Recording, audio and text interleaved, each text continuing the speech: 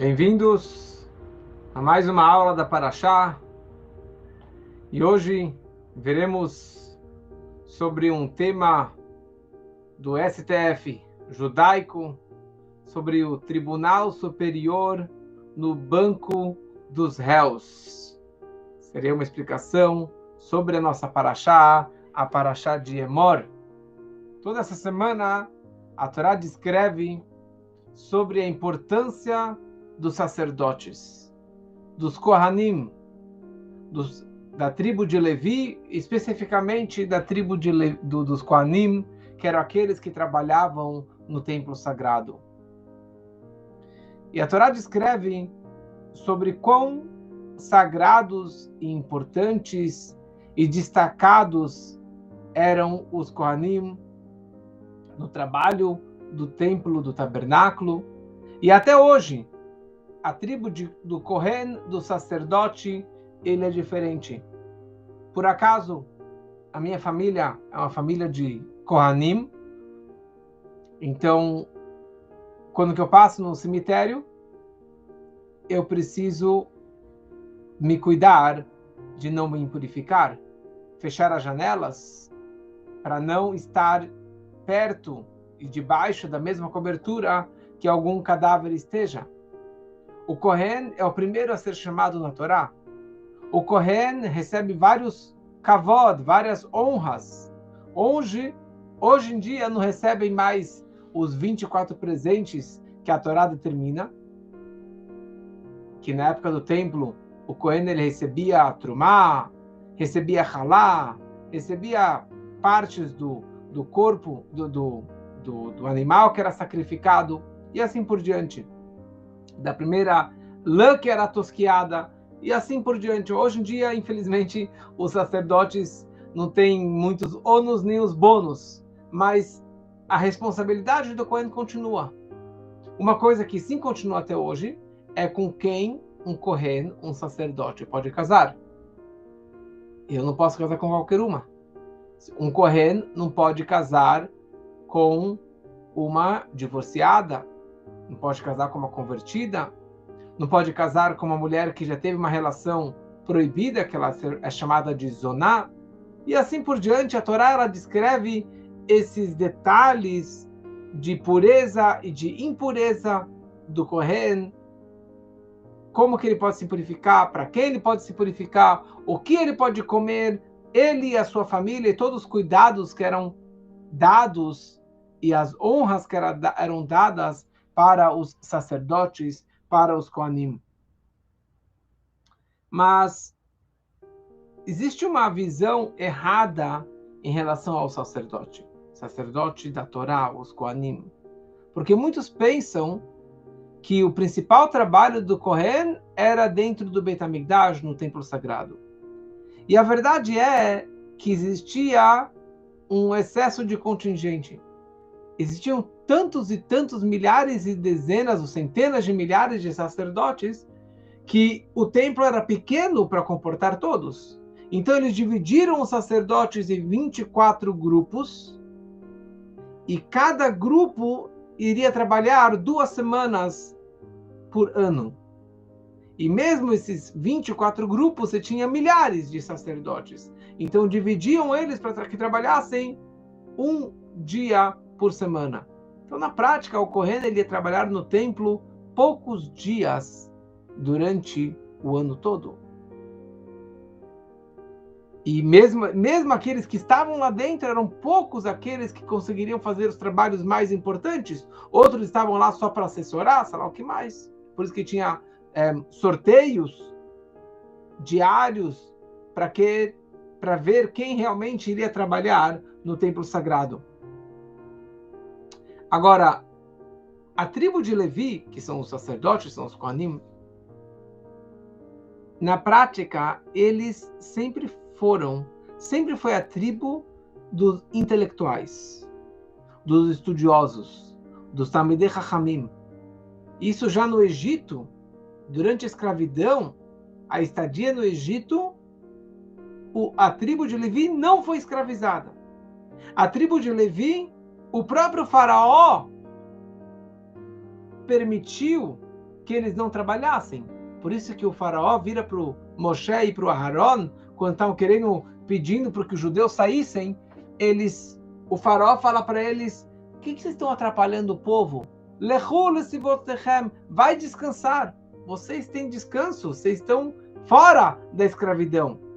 Então a tribo de Levi, os sacerdotes em particular, sempre foi a tribo dos rabinos, dos líderes comunitários, dos juízes, dos mestres, dos orientadores do povo de Israel. Eles que mantiveram a tradição da Torá, do estudo da Torá durante todas as gerações. Durante todo o Egito, foi a tribo de Levi que manteve a Torá. E por essa razão que eles foram nomeados como os educadores do povo de Israel. Quando eles entraram em Israel, Deus determinou que a tribo de Levi não teria um lote de terra. Porque o trabalho deles não era de cultivar a terra, e sim ensinar o povo. Por essa razão, a Torá determina que 48 cidades foram dadas para os Leviim, mas essa cidade não era só para o Levi, mas o povo também poderia morar lá. E essas 48 cidades eram espalhadas por Israel todo. Para quê? Para que fossem 48 yeshivot, 48 casas de estudo, de sinagogas, de professores. Cada cidade tinha lá uma concentração de Torá, de estudo de Torá, de judaísmo, e o povo vinha para ser orientado e para aprender e para fazer as suas perguntas nesses centros acadêmicos encabeçados pelos Leviim, pelos sacerdotes. E é isso que a Torá começa falando no início dessa semana. Diga para os sacerdotes, filhos de Arão, e diga para eles. Fale e diga. Por que fale e diga? Ensina nossos sábios, fala Urashi, Ve'amarta, Emor Ve'amarta, para que os mais velhos advirtam e orientem os mais jovens. E esse que é o papel principal dos sacerdotes. E assim também fala o profeta Ezequiel. Ele descreve nessa semana, na Haftará dessa semana, que os sacerdotes que mantiveram a santidade de Deus, eles vão me servir. E eles vão fazer os sacrifícios para Deus. E eles vão orientar o povo, ben kodesh lechol, entre o sagrado e o profano, entre o puro e o impuro, e em todas as brigas, eles que vão estar lá como juízes e vão julgar o povo e vão orientar a Torá e as leis em todas as festas, no Shabat e assim no dia a dia. E assim consta num livro que é chamado Tana de Eliyahu, uma frase interessante, e essa frase o Rebbe repetiu inúmeras vezes nos seus discursos. O Sanhedrin, que era o tribunal rabínico, STF da época, eles tinham uma roupa diferente. O cinto que eles usavam não era um cinto de couro ou de tecido. Eles precisavam usar um cinto de ferro. O Sanhedrin, o Supremo Tribunal Rabínico, que Moshe começou, e depois Yehoshua, Josué, depois Pinchas ben Elazar, eles precisavam colocar esse cinto de ferro, Havalim shel barzel, ou corrente de ferro na cintura, arregaçar a calça, acima arregaçar a calça, descrevendo que eles precisavam viajar pela lama, ir viajando por todas as cidades de Israel. Um ia para o norte, outro para o sul, outro para o leste, outro para o oeste, cada um ia para uma cidadezinha, em todos os locais de todas as comunidades judaicas. Para quê? para ensinar o povo Torá, para ensinar as leis, para ensinar o judaísmo para as pessoas. E assim descreve o Maimônides. O Rambam, ele fala quais são as categorias necessárias para esses rabinos que trabalhavam no STF que eles precisavam fazer. Pessoas inteligentes, pessoas sábias, que conhecem muito a Torá, com muito conhecimento, sabem não somente o judaísmo, o Torá, mas eles conhecem também de outras culturas. Por exemplo, eles sabem de saúde, de medicina, de matemática, de astrologia, de astronomia e um pouquinho também de bruxaria, de feitiçaria, de idolatria, para que eles soubessem julgar cada caso da forma correta. No momento que eles sabem o que é uma bruxaria, o que é uma idolatria, ele poderia julgar alguém que fez idolatria, porque senão ele não saberia o idioma ou o que aquela pessoa estaria falando. Eles precisavam saber também inúmeros idiomas. E todos, o correto, que fossem pessoas mais idosas, pessoas de uma boa estatura, uma boa aparência, sábios, pessoas corretas, e que eles pudessem entender qualquer idioma, e que não precisava ter um intérprete, um tradutor para falar com ele. Um pouquinho diferente do que é o nosso STF aqui ou em qualquer lugar do mundo, bem diferente esses pré-requisitos, mas esses que eram os pré-requisitos para que alguém participasse do que era chamado de Sanhedrin.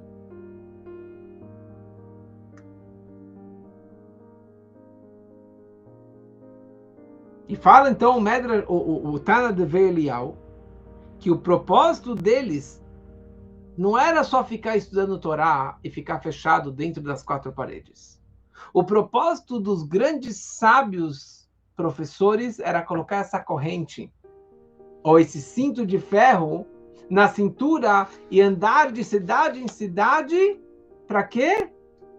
Para que eles pudessem ensinar o povo de Israel. Para ensinar as criancinhas, para ensinar o povo Aleph, Beit, Gimel, as coisas básicas de Shabbat, de Kasher, de judaísmo. Calma aí. Por que você está me cobrando para ele ficar viajando? Deixa que outros façam isso. Se ele é o grande sábio, deixa ele ficar sentado na sua sala, na sua sinagoga ou na sua casa de estudos, e que outros vão ensinar para o povo o Beabá, o Aleph Beit do judaísmo.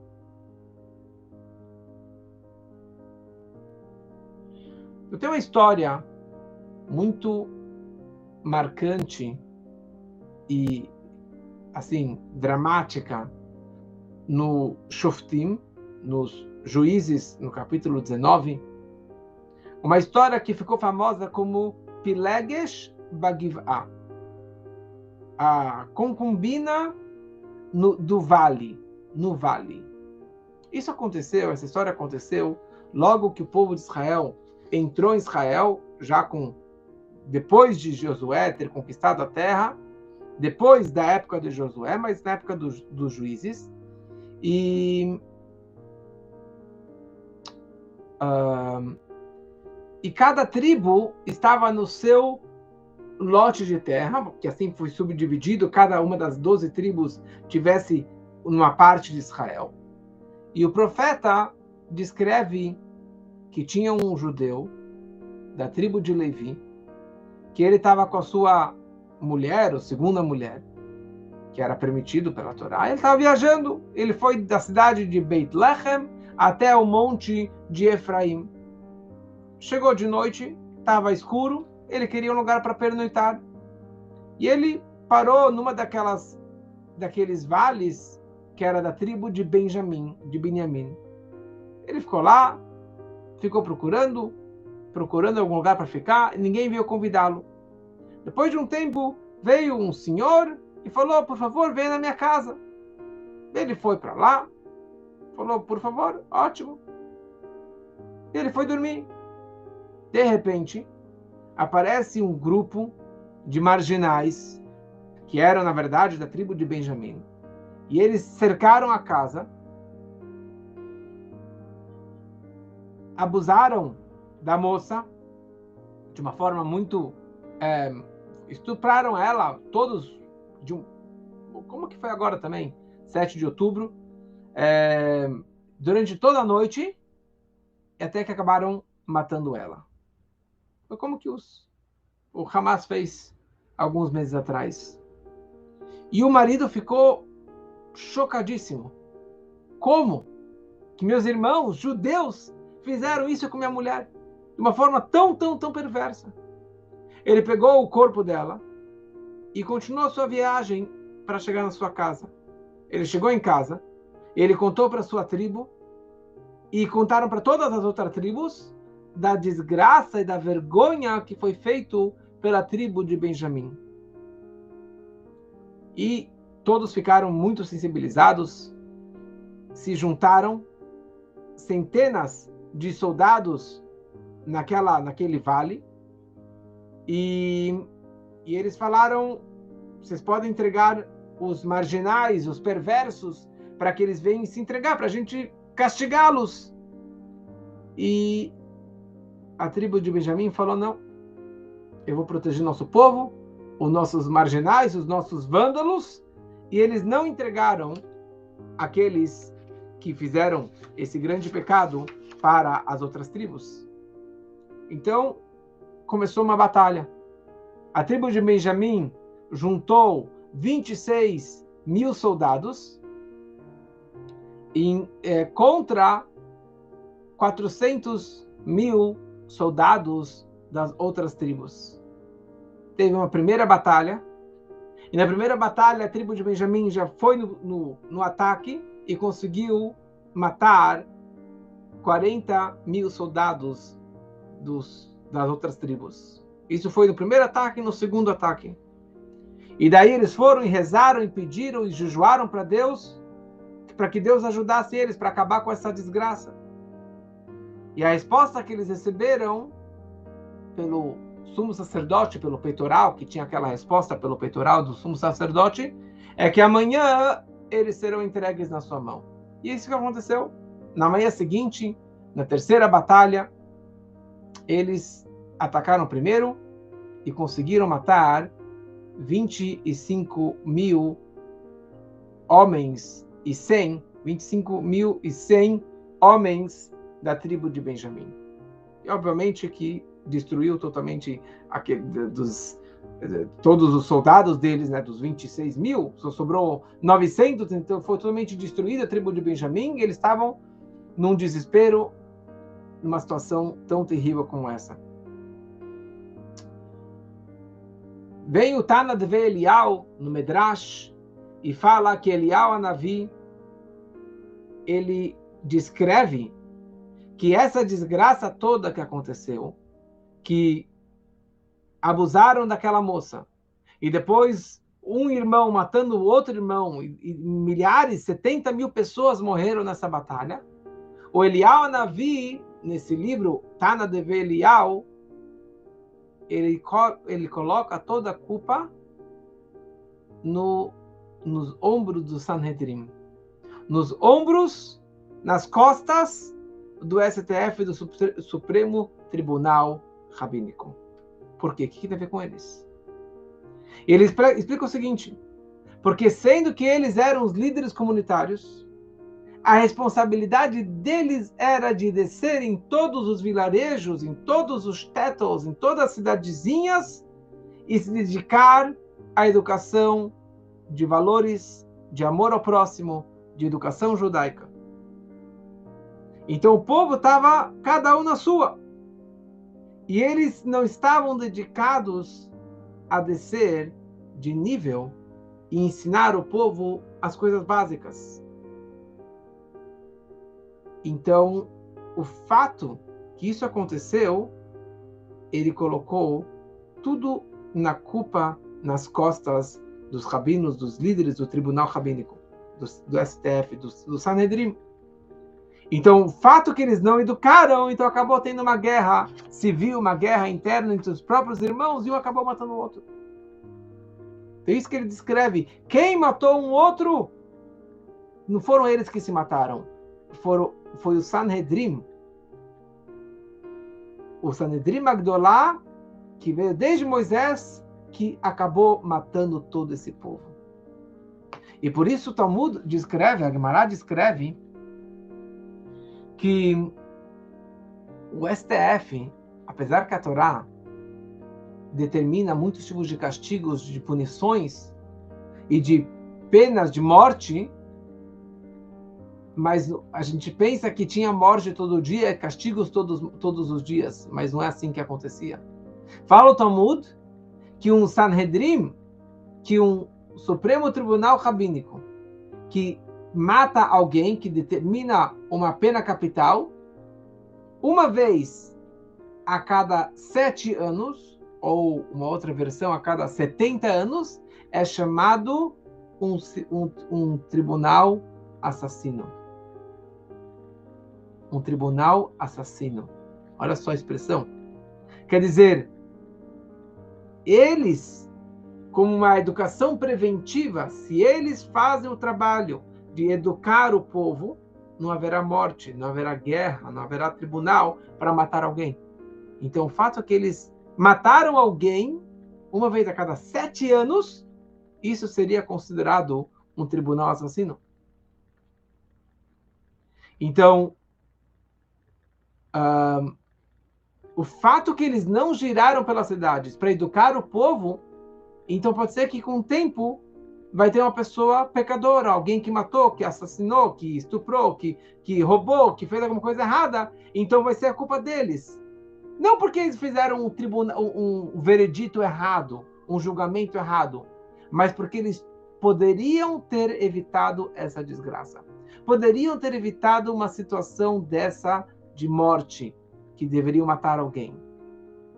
Então, quem receberia esse castigo nas costas? O tribunal.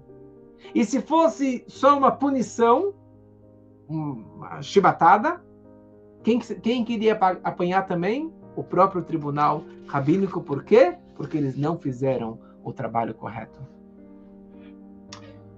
Isso aqui é a história do passado. Hoje não estamos numa situação como essa.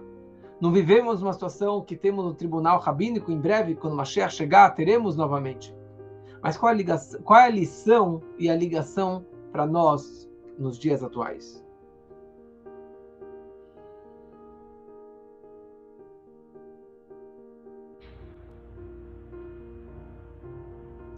Então, tem pessoas que pensam ficar fechado concentrado na minha vida, estudando Torá para mim, fazendo o meu judaísmo na minha casa, do meu jeito, mas pensando mais no meu conforto, no meu estudo.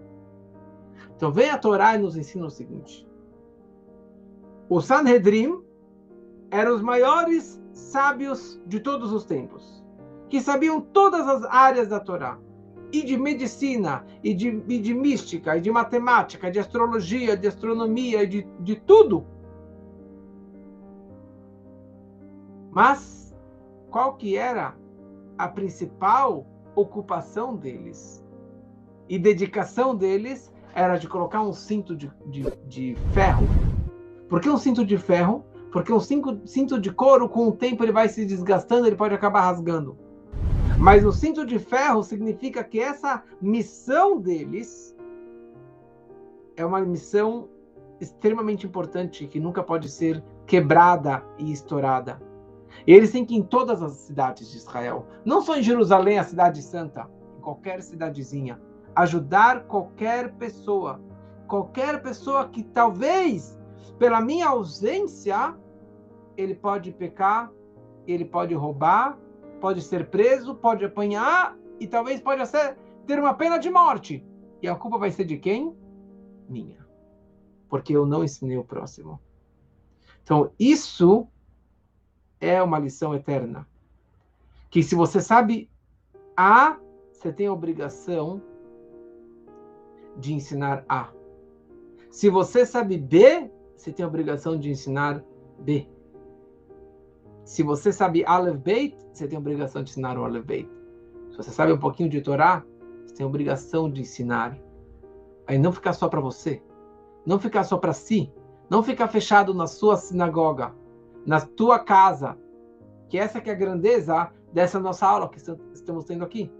Tem pessoas de inúmeros estados brasileiros e de alguns países do mundo assistindo essa aula, agora ou depois, ou daqui 1 ano, daqui 2 anos, mas que estão acompanhando essa aula. Judeus e não judeus, ortodoxos e não ortodoxos. Por que estão aqui? Porque estão querendo aprender uma palavra de Torá, uma palavra de ética, uma palavra de mística, para modificar o meu comportamento. Então, essa que é a nossa grande missão. A nossa grande missão é exatamente de pegar e se dedicar e ajudar todas as pessoas que estão ao nosso alcance. Todo o nosso alcance. E não são judeus. Porque o Rebbe falou tantas e tantas vezes, hoje alguém me agradeceu que eu estou falando também de Sheva Mitzvot Bnei Noach, dos 7 leis universais. Sim, por causa que para termos um mundo decente, nós temos a obrigação de ensinar o mundo os 7 preceitos universais. Isso o Rebbe falou e repetiu inúmeras vezes. Então não basta só estudar a Torá. Se você não é judeu, você está aqui escutando, está aprendendo, você tem que saber que você precisa estudar e seguir os 7 preceitos universais. Então essa que é a nossa grande missão. A nossa grande missão não é ficar fechado, mas sim cada vez mais abrir o estudo da Torá, para que todos possam aprender. E dessa forma que a gente vai transformar o mundo, e elevar o mundo, e refinar o mundo da melhor forma possível. Então, se você gostou de alguma coisa, se você aprendeu alguma coisa de Torá, alguma coisa de mística, algum ensinamento que te tocou, passa para frente. Que outros também possam se inspirar, para que outros também possam aprender. E essa que é a nossa lição dos sacerdotes, que cada pessoa, na verdade, a Torá descreve que o povo de Israel é um povo de sacerdotes, porque tem essa obrigação de ensinar e orientar o mundo. Como que devem se comportar, como que devemos nos conectarmos cada vez mais com Hashem, que a gente possa realmente aprender as lições dessa semana na prática, para todos nós, e dessa forma teremos um mundo civilizado, um mundo com paz, com harmonia, com respeito, e isso vai se concretizar com a vinda do Mashiach, que seja muito, muito em breve, se Deus quiser. Uma boa noite para todos.